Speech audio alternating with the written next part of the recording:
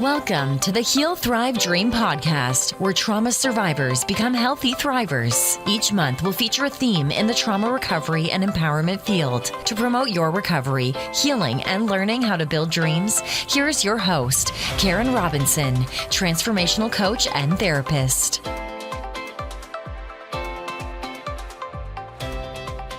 So, hello everyone. This is Karen again from Heal, Thrive, Dream podcast. I have a special guest this evening. His name is Sid McNairy. He is a life empowerment coach and a best-selling author. He is also the founder and CEO of Nahi Wellness. And he is probably an expert at meditation. He's been meditating for 40 years. He's also awesome at yoga. He's an inspirational speaker and the giver of the sacred medicine spirit. Let me see what else. Has a couple books written. The first one was Yoga and Life. The second was, I'm sorry, I messed that up. The first bestseller was Yoga and Life Empowerment, and the Warrior Within. And his latest book, I'm going to let him introduce that and tell you about it and also where you can get it. So welcome, Sid. Thanks for coming today. Thank you for having me. I appreciate it. So what did I mess up, or where would you like to start? Well, you didn't mess anything up. The bestseller was Yoga and Life Empowerment. And it's a 6-week self-study program where someone can learn to dive into their own yoga practice, study themselves with self-discovery work, and then also begin their meditation journey. And like you said, I started meditating when I was 8 years old, so it's been over 40 years. And I don't know if I'm an expert at it, but I can sit pretty easily, in that regard, and quiet my mind, which is different than most people may think of it as, because I think most people, when it's meditation, they think they have to stop their thoughts, but quietening my mind has looked like my thoughts stopping because they just stop, not because I'm trying to stop them, so really learning how to be in between thoughts and opening up to the gap between where everything is birth. So just going into that. And then my second book, really, which is my third book, but I pulled one off the shelves because it was similar to the other books. I wanted to give them space to be themselves. And my third book, second book, whatever you want to call it, is The Warrior Within. And it's about my journey going from being a college football coach to being the person that I am today. And it's really moved full circle, because when I left football, it was like no one knew what yoga was, and they told me I was crazy for leaving. And now every team's doing yoga and inviting me back is kind of their secret weapon. Mm-hmm. So that no one knows who I'm working with. But so that's how that's worked. And then my third book just came out on November 11th, and that's called Those Who Know God. So really helping people who have an understanding that there is something bigger than them and creating that relationship with it so that it can support you through anything. So that's me. I have started to read it. I really wanted to be finished before we talk today. And I know that in the book it says to read it fast. I'm having a hard time reading it fast because I stopped to highlight. There are like so many gems in the book, and I've highlighted them on my phone. And of course the kids have my phone right now, but is there a quote, paragraph, or a section that you really feel, what stood out to you the most after writing it? And like, again, I know it's full of gems or helpful wisdom, but what really stands out for you the most? Well, I'd have to say that just writing the introduction. Most people don't read like the prelims, the forward, the preface, and then the introduction. And in the introduction, there's a statement that's made on page 42. And it's probably the first big truth. Anything else you could argue and say, that's not how it's done, or you could change the words, but the statement is, all of life is determined by your connection. And so as someone moves through the book, no matter where they are the first time, it'll be different the second time they read it because their connection has changed. And every time you read it, every time you go through anything in life, everything is determined by that level of connection that we have. And so in that terms, it's like, that's when we can move into creating the life we want. You know, when we start to see, all right, why is my life repetitively falling apart at, I don't know, 10 months of a relationship, right? Like, that's because that's the connection that that person has established. And when they start to understand that, they can let go of holding on to that program. Yeah. And so that to me is probably the most profound part of the book. I actually, up until now, I hadn't shared that with, up until today, I hadn't really put that out because I wanted people to read it and find it for themselves. And now it's kind of like, okay, now let me go make sure everybody understands that. Yeah. I'm familiar, you know, in different philosophies and different, like even psychological theory talks about programming or similar. I felt like I understood it right away because when I work with clients, I talk about as being a tape, you know, and you talked about too, the tape is our past. And it does keep playing until we can learn that it's not necessarily factual because it's our perception of our past. And if we Right. work on, you know, studying that and just realizing that we can have a different future, we can have, I love that you use the word dream a lot because that's my business as well as helping people learn that, hey, your dreams matter and they're not impossible. Like, where did you get the idea they're impossible? You know, anything's possible. We just have to change that programming. Yes. So yeah, I was really happy to see that. That's why I was like, my little highlighter was going. Yeah. So yeah, so you know, Like thank you for that. dreams is kind of that space that we all dream. You know, some people dream in nightmares, but we all dream. And so that's that one of those common threads that we all have. And then how do we use our dreams? What do we, you know, how do we let them move us forward or hold us back is up to us. For sure. Yeah. And I can't remember exactly, there's 3 words you use with sitting with something. It's thought, feeling, and there's one more Stop, word. listen, and feel. Stop, listen, and feel. Okay. Yeah. Yeah. Yes. So that's pretty powerful. It's also something a little bit similar like I teach, but I think, well, I know for me and maybe people that are struggling, the feel part is, well, it's super uncomfortable, right? It can be painful. It can be unfamiliar. Our old patterns of wanting to run kind of pop up, or we try to soothe ourselves, sometimes in a negative way, sometimes in a positive way. So when someone doesn't know what it means to just be and feel, how would you guide them? How would you, you know, try to coach them on what that would look like? Yeah. So I think when it comes to stop, it's like just recognizing that you are moving in a pattern or you're stuck in a motion that you continue to do. So just stop. You know, it's like the law of holes. The law of holes is when you're in a hole, stop digging. Yeah. And that's that's the first way to get out of a hole is to stop digging. And so that's that stop thing. So, you know, when someone's in that repetitive thought, once they recognize it, you know, sometimes when you're in it, you can't recognize anything, but once it's recognized, then stop it, you know, just completely shut it down.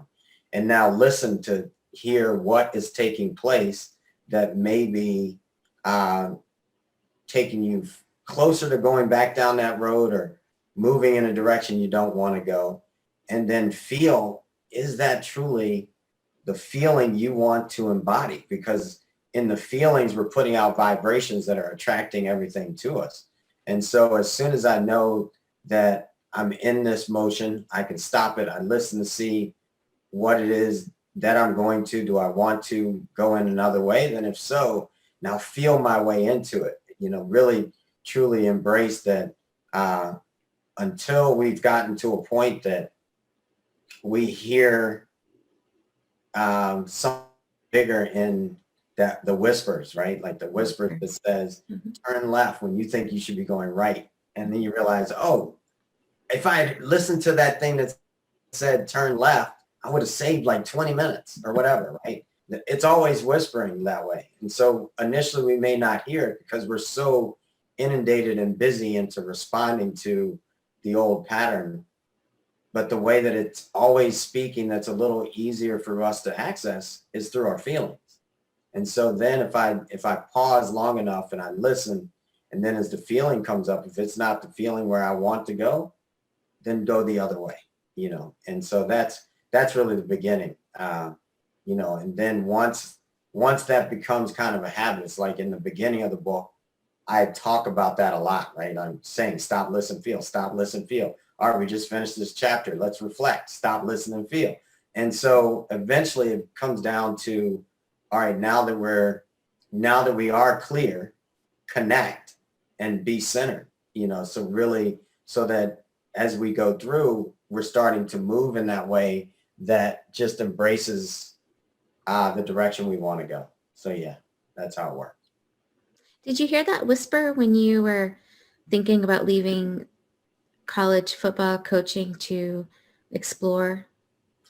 Actually, it's an interesting story because in 2004, when I was leaving coaching, I went with my friend at the time, we went to Scottsdale, Arizona. Mm-hmm. And I normally would go to the NFL Combine because I'd go and help scout players and things like that. And so when we were there, I had time to kill because she was doing this meditation course.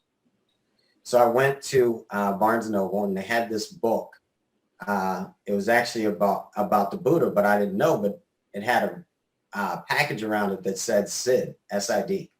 So I was like, I didn't know his name was Siddhartha Gautama at the time. So I picked up this book because I was like, it's got my name on it. I'm going to buy this book. That's right. Right. So then I started walking down the street, and there was this yoga studio on the right, and then this old type saloon that had the swinging doors. I mean, I can describe it totally to where it still stands there now, 16 years later. And before it, there was this storefront that had all these Buddha statues. So I was like, wow, that's interesting. I just bought this book. They got all these statues. I'm going to go in here. So I go in, and this lady says, hey, are you busy later today? And I was like, this is strange. Yes. And she's like, at 2:30, our seer is coming. Is there any way you could come back? And I mean, I was a football coach, so I was like, your seer? All right, but I have time to kill, so I'm going to come back. And you're an attractive lady, so I'm going to come back. And so I came back, and I walk in, and there's this lady there named Aliyah Isofar. Eyes so far, right? Mm-hmm. And so I walk up, and she says, and now I didn't take the book out of my bag. The book's now back at my at the room we were staying in. And she says, my long lost friend, Sid. And I was like, all right, I don't know this lady, And she says, oh my gosh, you don't even know who you are? And I just kind of laughed it off like, yeah, I know who I am, but I'm not sure how you know who I am. She said, don't worry about it. Come on back to the back. And so she takes me into this back of the store, and it opens up to like a courtyard behind the store. And there's this huge waterfall coming down, all types of animals, a table sitting in the middle with 2 chairs. And she says, okay, sit down. I'm going to read for you. And she pushes tarot cards to the side. She's got like African bones, all this stuff. She says, I don't need any of that for you because I know who you are. I'm just going to tell you who you are. So she starts telling me that the first thing was that I was an indigo child, and that I was here to pave the way for other people. Then she says that my son's a crystal child, one of my sons, and that I needed to help him understand who he was because once I paved the road, he was supposed to take over. And then she says the third thing you're going to do is you're going to write a book that'll change the world. And the fourth, she said, this is probably going to be interesting to you. She says, you need coaching in 6 weeks. And I was like, no, I don't think so. Like, she goes, okay, you're going to fight it. So it's going to take you 6 months. And I said, okay, you had me at everything, but I'm good. Like you said, I'm leaving coaching football. I don't see that. And so I walk out, I get back, and long story short, I leave coaching football in 6 days. And 6 days? 6 days. Yeah. So you heard some voices at some point, some whispers. Well, that's what I mean. At that point, I wasn't hearing, and they were like, no, we're going to tell you what to do. Because I've since been back to Scottsdale, Arizona, probably 4 times and looked for that place. And every time I've gone back, the same saloon is there, and they say there has never been a building here.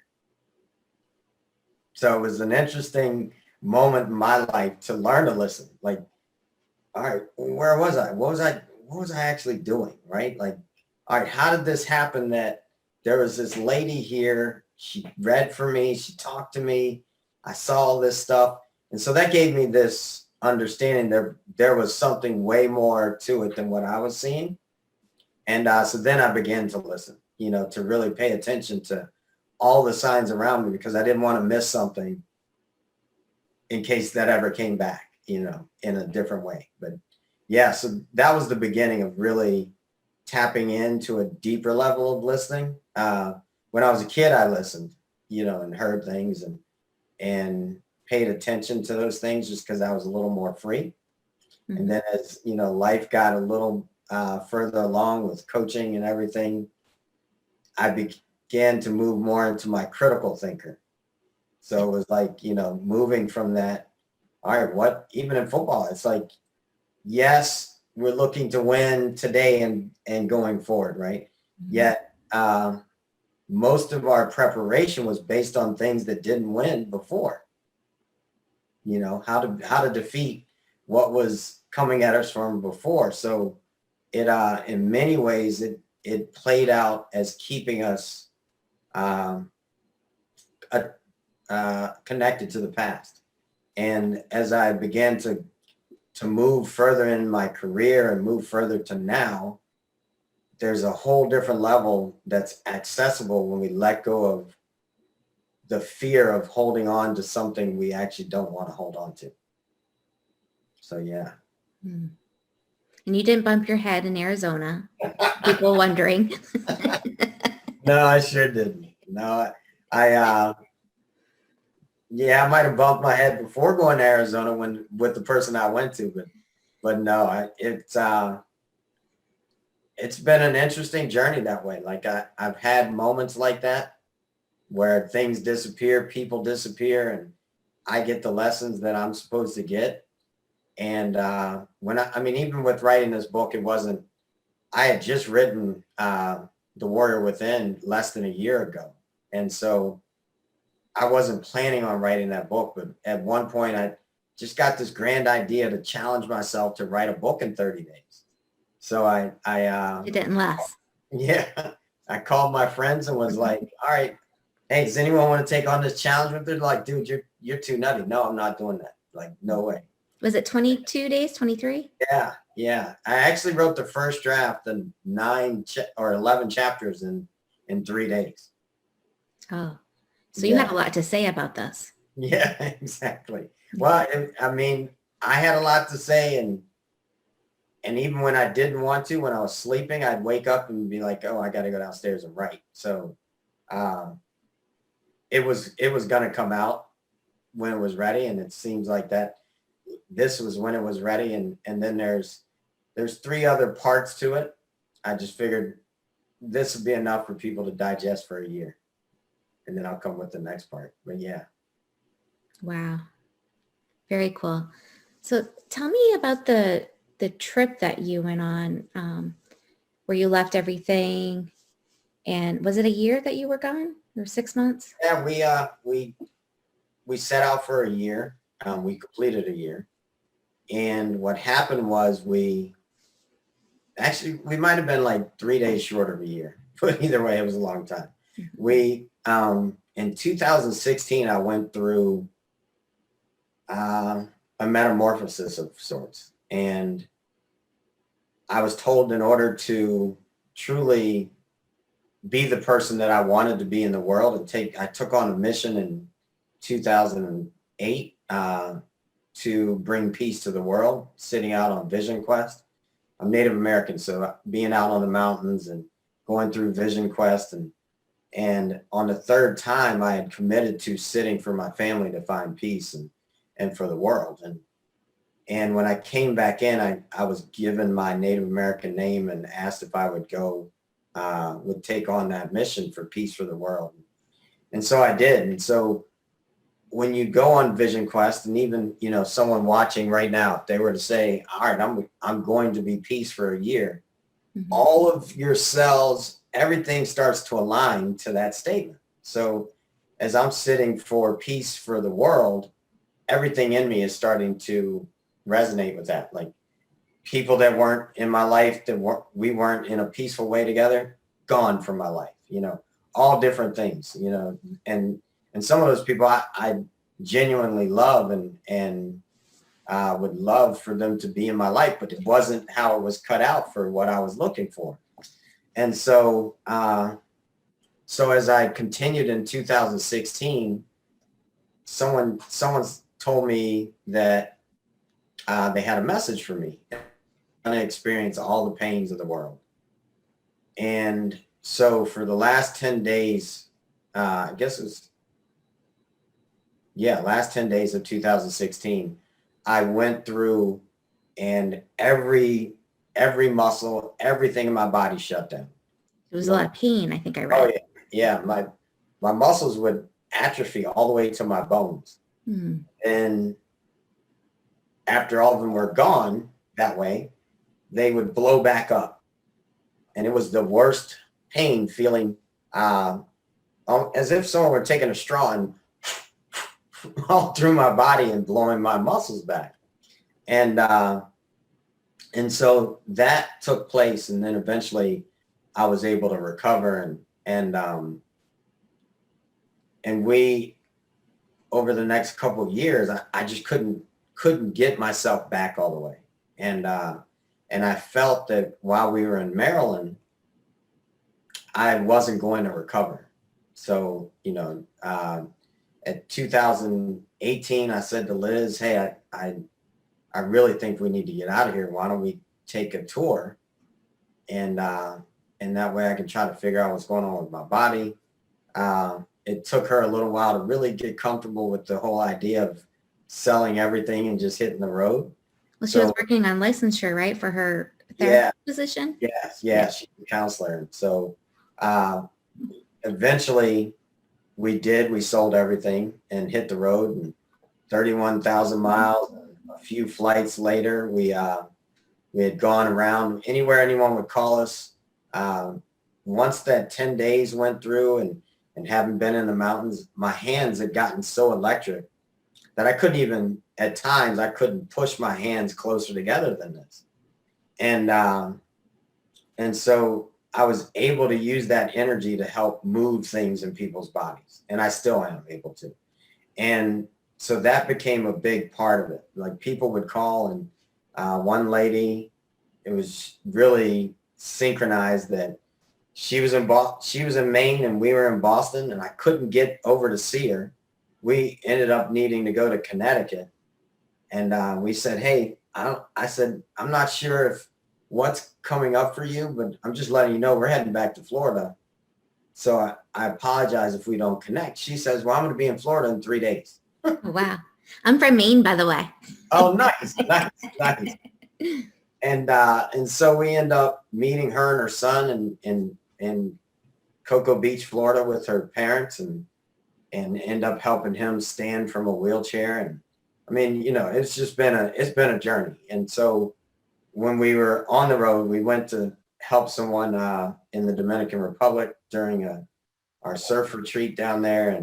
And that's when the president said, hey, we're not letting people back in from China. So we hustled back home and then found a couple places to live. And eventually we're here now in Jacksonville Beach, Florida. But yeah, it was a journey for sure. And it taught me so much, it taught us so much along the way. One guy told me it was like, he said it was my time in the desert, and I wouldn't find a home until it was my time to come out of the desert. And so we just embraced it. It was very peaceful. And occasionally we would hit moments that would be like, all right, give us our daily bread, because we need to have that. So it was an interesting journey for sure.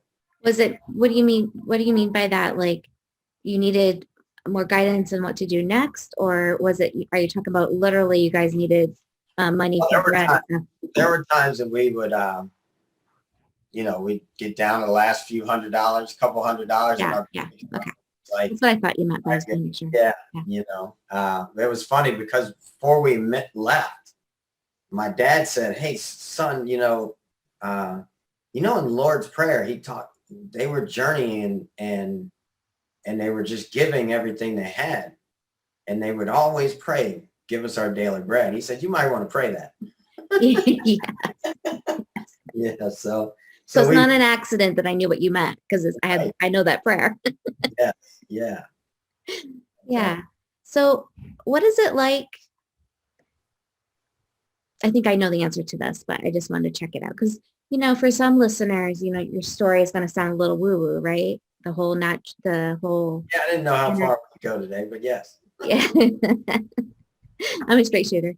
So when we talk about source energy or healing energy and your Native American customs, how do you compare that to God, the spirit that you feel?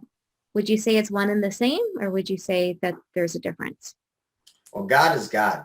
Yeah. God is the beginning, middle, and the end. It's always there, always was, always will be. Defies space, time, and form. It's the space in between us. It just is everything.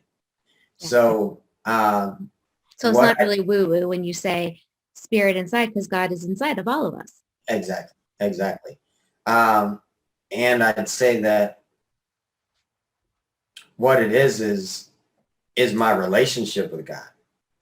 And anyone can access that. Like anyone can strengthen. I just have spent more time than most people working on that. I know in my customs of Vision Quest, you only do 4 Vision Quests in a lifetime.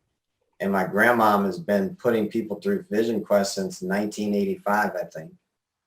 And there's only 3 of us that have done it 4 times in a lifetime. So that in itself is part of the reason why I've been able to reach where some other people don't.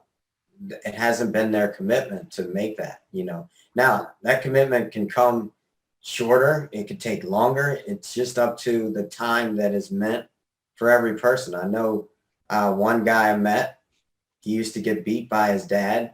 He, his mom, his brother, and sister. And one night he was praying under the bed when he was about to have his rounds of getting beaten. And he said to God, "I don't know you because I don't go to church. Yet if you protect me, I will forever follow you." And this huge white light comes in the room. Dad doesn't move from the door. He's looking under the bed. And later they interviewed the dad because the guy became pretty profound about speaking about that. And the dad said the light came in and told him if he touched him, he would die. So he never touched him again. Yeah. So, that level, I am just here and have done the work and am fulfilling what's God's mission, and allowing that to come through me to touch other people. I don't need anyone to follow me. That's not what it's about. Like the truth is the truth. It just stands for itself. And sometimes the miracles that are performed for people is never about me. It's about the people being able to reconnect to God and understand that we can move through anything if we make that connection again. And right now we're at this place of suffering because we aren't aligned in that way. Yeah. And we can be. And so that's what it is. I'm just a guy that happened to be a football coach, and I'm often asked, will I go back and coach football? And then the only reason I say maybe not is because who's going to do what I do, and that I've been given a gift, and in the midst of having that gift, I think it's important to share with others. Does the gift feel like a blessing or a huge responsibility, or is it kind of that responsibility feels like a blessing? Does it feel like a little bit of a burden at all? I guess I'm asking. Yeah, sometimes. I mean, it's like I used to drink alcohol Oh, 15 years ago, 14 years ago. And there are times where I'm like, man, I could really just use the night of escaping this. And then it's like, yeah, but that's not what I'm meant to do, So there's moments where I have to keep refining me. Sometimes I'd rather take a break, and then it's like, oh, I really just got this phone call. I have to answer this call. So in that sense, it's not that it's a burden, because I'm blessed to be able to do what I do. And then it's a challenge at times, because I have to say, okay, I'm going to trust that and have faith that everything's coming. And yet my life has led to that. I went blind for 3 days at 15 years old. When I was in college, I was told I had 10 minutes to live.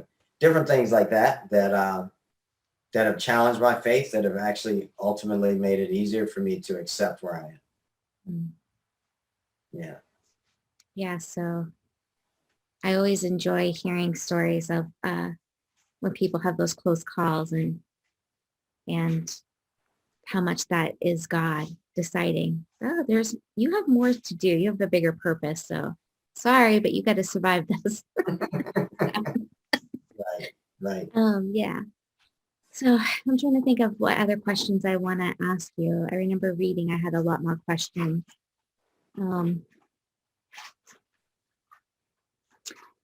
I didn't read that you were Native American, though. In the beginning of the book, you did say you had a Native American name. Okay, and who gave you that name? My spiritual grandmother. So I was in the midst of my native customs. I was adopted by Jeannie Katz. She took on the earth expression of my spirit's grandmothers, right? And so she's always held space for me in the name of understanding myself on a spiritual level. Anytime I have questions, I pick up the phone and call her. Anytime that I would sit out on the mountains, she would pray on the other side and hold the space for me. So she's the one that has answered all those things, and she's also the one that communicated when Spirit said, "Here's his native name," and it's He who brings peace, which is Nahi Adonade Nuato Hiadu. And so, yeah, that's how it came forth. It was an interesting beginning, because I met her at a conference, and I literally started sweating and laughing and crying, and every emotion came to the surface at once. And when she hugged me to say it would be okay, I felt this electricity go up and down 4 times. And she was once interviewed about that moment, and she said in that moment she knew my life was about to turn upside down. And within 3 days, half my house was packed. My second wife was gone, and yeah, my journey really began then, in so many ways. Did you question your faith at that time too, or No, I didn't question my faith, not at all. Like it strengthened my faith, actually, Okay. because I was really, at that time, I was just at a point where I had already been through a divorce a year and a half before that, or maybe, well, a few years before that. But I had gotten to a point that it was just, I knew I'd be okay. So You and survived it before. it was at that point in time, it was just easier than when we sold everything. It was easy for me to let go of stuff. Like, it was just like, all right, how am I going to get here? Like, I know I'm not happy right now. So how am I going to get happy? How am I going to find peace? How am I going to find love that's sustainable? So I wanted that more than I wanted to have all the things that I had, the 12-car garage, the pool, the basketball court, and all those things that they weren't bringing me happiness, So it was like, all right, what do you got for me? Okay, she's gone. Okay, seems a little happier. What else do we got? Yeah, it was interesting. Yeah. So is Liz pretty special because she's able to she's making the cut, I guess, or you made the cut one way or the other. So what is it about her that is so supportive of you and your path, your dreams? Well, for a long time, I felt like the horse, the thoroughbred horse that everyone wants to ride and get through the finish line, you know. And I can remember asking Liz, what did she want? You know, like, how can I support her? Because that often when people come to me to help me, I'm always like, how can I support you? What do you need? Blah, blah, blah. Mm-hmm. And I can remember her crying. She just started crying. I'm like, okay, that's weird. I'm asking you, how can I help you? And you're crying? No one's asked her before. Right. And well, no, it wasn't that. She said it was because why wasn't it good enough for her to support me? And I was like, you'll never have to ask me that again. I'll let you support me, and I'm still going to support you too. And so that was really just an interesting moment to have someone be that much love that even as I was trying to be love for her, she still wanted to be. So we've always kind of done that juggling act of, all right, I'm going to support you, I'm going to support you. And it works for us. Where I used to have teachers that were, do this, go, this is gonna, you know. And my grandma was very nurturing, and Liz is very nurturing. My mom is very nurturing. It's actually the easiest way to get me to move forward is to nurture me, and I'm gonna go anyway. So that's what's been really special about her. And she's taught me to be more love for the world than I think I would have known without her. So yeah. So you two were meant to be together. Oh yeah. We had this one, I was working this festival, and this lady does aura pictures. She takes a picture of your aura and shows you where the angels are and all this stuff. And she took a picture of my aura. And then 2 hours later, Liz went in and got her picture. And then we both went back after I was done teaching to have her read for us. And she read Liz's picture. And she went through and she said everything. Here's the 7 angels. They're up here. This is happening, blah, blah, blah. And then she pulled mine out and she goes, oh my God, I have the wrong aura picture. I have Liz's. And then she picked them up and they were identical. And she goes, oh my God, I've never seen that. I've never seen identical pictures of an aura, but I know what it is. And when an angel touches the earth, it splits apart. And it's called a split apart, and it wanders the earth until it finds its other half. And so that's how she described us. And it does feel like that in a big way, you know, like for sure. Like I wandered and was restless until I found her. For sure. Yeah. I think you should write a story about that too. That's a book. Or maybe Liz will want to write it. I don't know. Yeah, right. Yeah. Maybe it will be in the other part. Yeah, her chapter or her section of your book was really well written too. Yes. Yeah. All right. So another thing that stood out about your book, and we're going to start wrapping up, but the other thing that stood out for me is you talked about discipline at the beginning. And that's one of the ways to work towards peace and work towards your dreams. And then I think I read some results that you get up at 5 a.m. So you sounded like a very disciplined person. So I was really curious about your routines, your morning routine, your evening routine. So like how to balance, and I know balance is sort of a myth, like no one can be in true balance with everything going on in their life.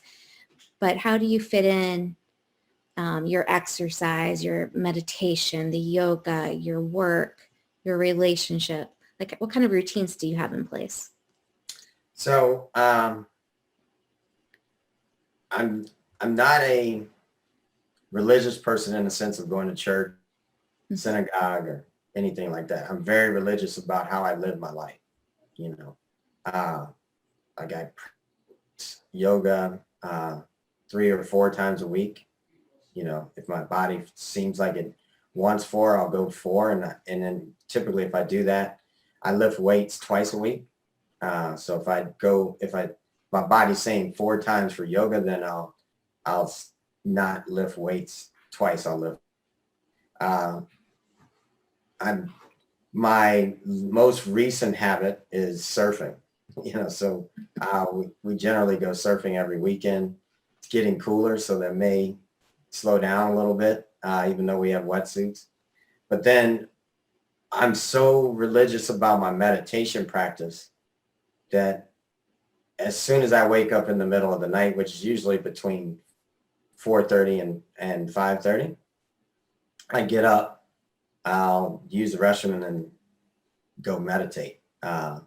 And so that's probably the biggest part, because I know that I can direct my mind, especially if I start off the day in a peaceful state, which is meditation for me, to be able to sit and allow my mind to open up slowly, as opposed to getting up and grab my phone and brush my teeth, go do this, I don't drink coffee, go drink coffee if I did, do all those things, where I'm training myself to be in the discipline of rush, rush, rush, rush, rush.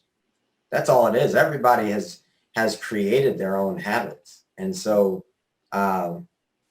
fortunately for me, having started meditation at such a young age, and then even when I lost it for a little while and I didn't meditate as much, it was always still there calling, like, hey, if you get too far, we're still here, Mm-hmm. And so that's the biggest thing, is waking up and meditating like that. And then I pray before I go to bed, not just the Lord's Prayer or anything, but really just speaking to God on what I'm grateful for, what the day unfolded like, how I'm excited about the things to come, and I look forward to waking up. And one thing for me is, a lot of times people are caught up on cancer, whatever dis-ease that's going to take them out. Right now we have a virus, right? Mm-hmm. But actually the number one killer for the history of man is aging process. If you live long enough, it will take you out. It will. Right. And so that's been my mental discipline, is to continue to figure out how I can turn the clock back, how I can live longer. Like, so when I make choices about drinking alcohol, when I make choices about how much sugar, when I make choices about gluten, when I listen to my body and I've cut out seafood that I grew up eating, mm-hmm. when I make those choices, is because I'm listening to my body and saying, okay, well then if this is creating a dis-ease, a shaking in my body, what can I do? In the Bible, it talks about honoring the temple, that really it's honoring your body, which houses your soul. And so in that sense, that's my most religious discipline, is I've been, since 7 years old, focused on my body and how it moves. And so when I lost it for a while, I heightened that awareness, which has turned the clock back even more. Because people are constantly telling me, God, you look younger. What happened? Like, well, I'm focused on that, not in like a vain way, but just in a way of moving, and knowing that if I keep my energy heightened inside, the frequency that I have that moves through me, I have the ability to help other people with too. So that's my discipline, and in the book, I talk about be in discipleship with whatever it is you want, right? Like, if you want peace, be in the discipleship of peace. If you want love, be in the discipleship of love. And then you have to have the discipline to go do it every day. It'll be easy to say, I'm in discipleship of peace and have a peaceful night.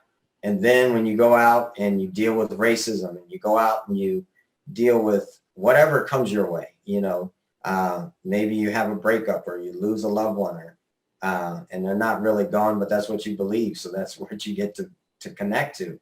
Whatever it is that comes up, can you have the discipline to stay the course anyway? And yes, you can. You just have to be willing to do it. And that's what I know I'm willing to, no matter what. I have a mission, and I have a mission for peace, which has evolved to being connected to God in a peaceful way, and everything else is secondary. Mm-hmm. Yeah. I really love what you're saying, because I remember praying as a very young child. Peace was always in my prayers, always. So I find that to be beautiful. And, it's easy to give up hope on that, right? That if we really examine the world around us, it's so easy to give up on that. And so a lot of my message now is hope. I've built a little tool. I work a lot with people who are suicidal. Mm-hmm. I work in a military hospital right now, full time. And so suicide has been a big issue. And so I've developed a tool called Hope. It's actually based, the first person that developed the tool was a chaplain, and they made it for death and dying. And I've done it, I've reworked the framework so it can help instill hope in someone who is living, and how come they should want to keep living despite the suffering that they've gone through. So yeah, that really resonates with me. Now, most of my listeners, will be trauma survivors, and maybe a couple of friends of mine or something that aren't, but and maybe a couple of friends of yours that may not be. But if you had to instill some sort of peace or hope or love into a trauma survivor who may struggle to feel, because it's so overwhelming, that process you talked about, do you have some wisdom to give them in particular? Well, know that I'd say the first thing, because I have a mantra that I have been working with that I picked up along the way. And it goes like this: God loves me. I refuse to worry. The Almighty God sees all and knows all. I trust in God's plan.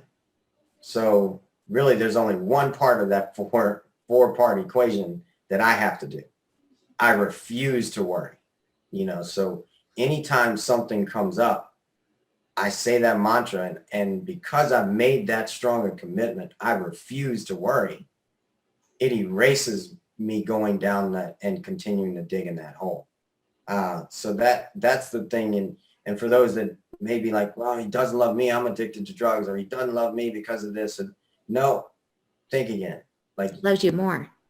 Yeah, loves you more, but loves you, period, because you woke up and you were able to be like, today you're breathing. You didn't have to ask for that. That's because God loved you enough to let you breathe, Exactly. like, period. So that's, if you are in doubt of God's love, all you have to do is pause and think about breathing. You get to breathe, because, someone could say, well, I don't have food today. But you get to breathe. Like, if you actually have the ability to complain, you got to breathe. Mm-hmm. Like, just that simple. And so then you have to do the work, and that's to shut off all those extra things going on in your mind. Forget about, refuse to worry, refuse to go down that path, and open up to just letting it take over, and seeing what happens then, And I'd say, what do you have to lose? If you're already in the hole, what do you got to lose? And that's, it says in the Bible, and I'm quoting the Bible because it has a lot of great things in the Bible that, if used in a higher way, can move us into a higher ground if we allow it. Sure. And so, because I'm not one to push the Bible on everyone, because I actually wrote this because I didn't feel like people were getting it from the Bible. And so what it says, though, in the Bible is, those who are last will come in first. Why is that? Because you have nothing to lose. Like, so then go for it. Like, I used to do that a lot. I used to, when I felt like I was in despair, I would challenge God to show me that it was there. All right, I don't see any hope. So if there's hope, you're going to have to show me. And that means this bill I got to pay or I'm out on my butt, somehow it's got to get paid. And now when it got paid, I had to actually stop and say, thank you. Like I know 100% before when I was asking for this, I had no clue how to do it. And now it just got paid. So you came through. Even if you came through somebody that brought me that money, you came through. And so I think that's just so important that we really get to that place. You know, if you are struggling, you can pick up the phone and we can get on the phone and you know, figure out how can you get a place to trust God? Because that's what it comes down to. Like it doesn't matter what someone is going on in their body. God's the one that has the ultimate power to let it go. Like, and I'm not talking about some little guy in the sky, because that's not it. I'm talking about when there was nothing and it was all darkness and stars, something brought that forward. I'm talking about that thing, right? Like the power that said, hey, you were nothing, and now this little tiny thing called the sperm and egg are going to come together and make your body. Isn't that so bizarre still? Like, come on now, that's something so much bigger than we have. Like, yeah, that's why you need both parts. Like, all of it is so important, and all we have to do is just start to recognize all the little miracles around, you know, all everywhere if you open your eyes. Yeah, like the oceans breathing constantly, in and out, in and out. It's a rhythm. Yeah, I just love I love life and how life is all around us. And if we pay attention to that, we'll get out of this mess we've created, because we've created a mess. We have. Yeah. And it's time for us to start winning this war.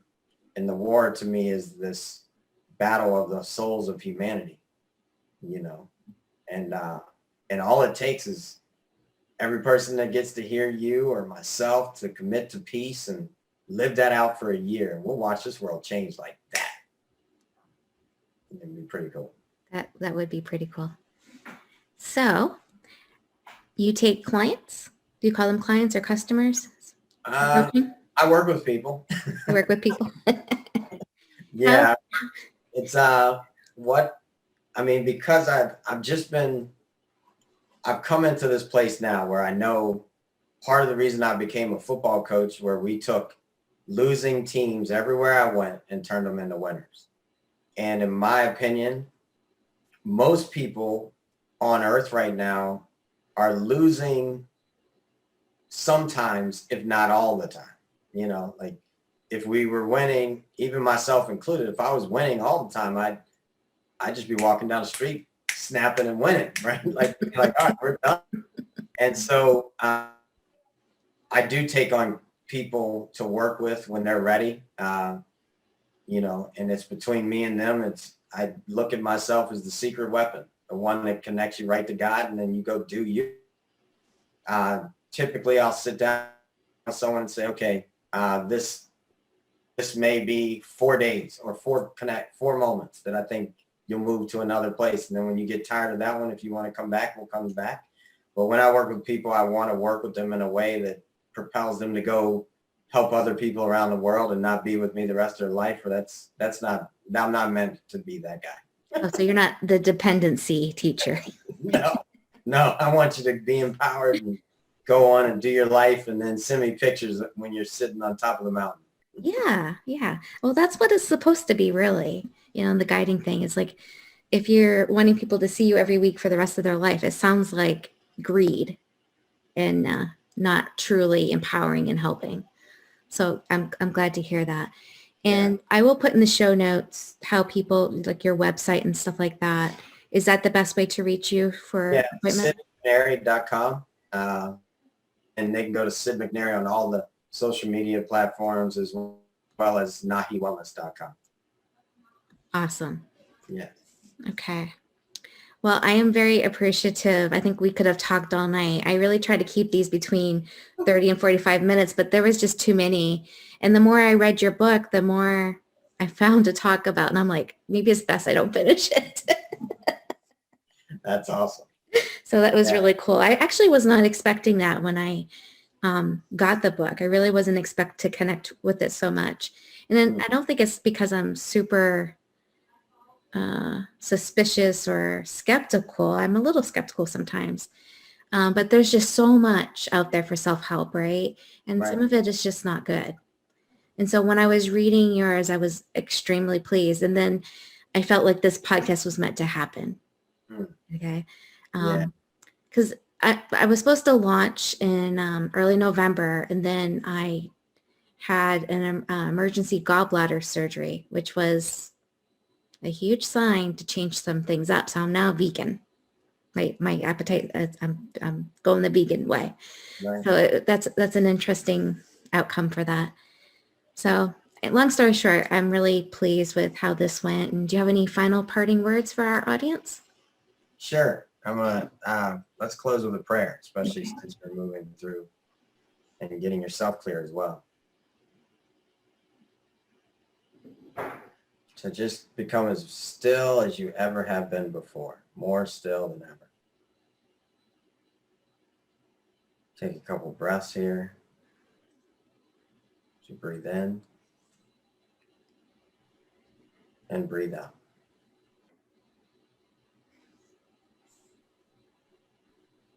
God, Mother and Father of all, the infinite source, all that was, is, and will be, beyond space, time, and form, prime source, great mystery, the great spirit, the everlasting creator. We call to you and ask you to forgive us for all the things that we know we could have done differently and allow those to be released. We ask that you forgive all who have brought harm to any of us in any way, and may they step lightly on the earth going forward. We ask for you to forgive all of humanity and open up a healing space for all of us to move forward. We give thanks for every breath that we take, everything that you've brought into our lives, and all the things to come. We ask that you remove all demons from the earth, command them to go from our lives, from the space, and all negative energies, and that you transform anything inside of us that is bringing harm into a place of abundance, positivity, and nurturing energy within that lifts us all up. We ask that you allow us to be beacons of light, that you help us to commit to peace so the world can be peace around us in every way. In this way we pray. I hope. Amen. Amen. Thank you so much. Thank you for listening in today. Please join us next week, same day and time. Also, I would love for you to check out my website, healthrivedream.com.